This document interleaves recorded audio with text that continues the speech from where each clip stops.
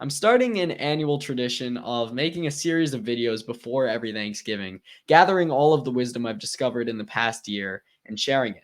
Although this is what I strive to do all of the time on this channel, of course, we will condense into this series a practical set of maxims by which you can change your life, as well as suggestions on how you can implement them. Rule 5. You are all expressions of the same ultimate identity. Therefore, you must love your neighbor as yourself. The word religion, which in English refers to an institution and system of faith, worship, and theology, comes from the Latin word religare, which means to bind. Religion and true worship of God is about moving away from multiplicity into unity, about seeing the cosmic vision where all the various parts and aspects of things in the world are expressions of the same ultimate identity. This is especially true of human beings, who are secondary images of God. Therefore, in the domain of the mapping which connects us to God, we are individuals with our own personalities, lives, and destinies. But in the codomain of the mapping, we share a highest level of identity with all of our fellow creatures, therefore allowing us to make contact with the genuinely other. There's an identity, a universal self, which spans all of reality. In his documentary interview with Errol Morris in 2001, Chris Langan says that CTMU shows that we're all a part of the same universal self. All men are related in ways that they can't necessarily discern on this plane of reality. We're all the same. We all share a basic, fundamental identity with each other, which means that we should all be trying to help each other and cooperate with each other to make this a better place to live. Our essential imperative as humans is to promote the basic impulse to love and unity among our fellow creatures, to renew and fortify our highest level of identity, which is shared by us all.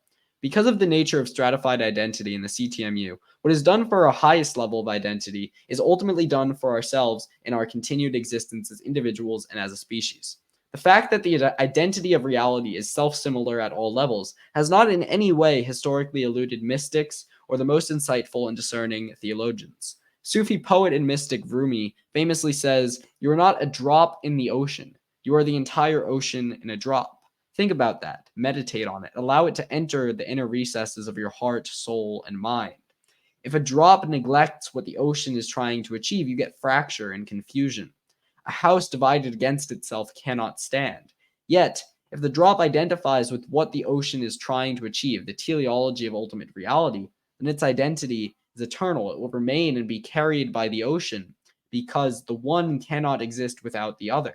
The perfect and eternal union of the ocean and the drop is the Logos. That expresses itself in the world as unity and brotherly love for a fellow man.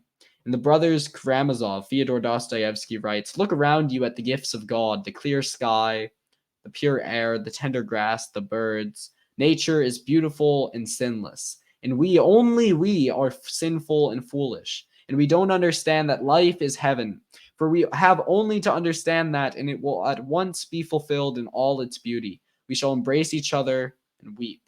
Love is what allows the world to exist and fortifies and renews the identity of ultimate reality. It is our task on earth to love God with all our hearts, with all our souls, and with all our minds, to have perfect, selfless, and wholesome love of our neighbor as ourselves. In the Brothers Karamazov, Elder Zosima assures a woman struggling with her faith that the path to faith in God is by the experience of active love. He says, "Try to love your neighbors actively and tirelessly. The more you succeed in loving, the more you'll be convinced of the existence of God and the immortality of your soul. And if you've reached complete selflessness and the love of your neighbor, then undoubtedly you will believe, and no doubt will even be able to enter your soul. This has been tested. It is certain. It is for these reasons and others that Chris Langan said that the Brothers Karamazov Karamazov is probably as great a novel as has ever been written. It is through truth and love that we can overcome lies and hatred. Mahatma Gandhi, who, like the American revolutionaries, told the imperial British and their cronies to go pound sand, said, "When I despair, I remember that all through history, the way of truth and love has always won. There have been tyrants and murderers, and for a time they seem invincible, but in the end they always fall. Think of it always. Sooner in our times, sooner than we can imagine. Let the light shine forth in the darkness. May the peace of our Father in heaven be upon you." Like and subscribe. Peace.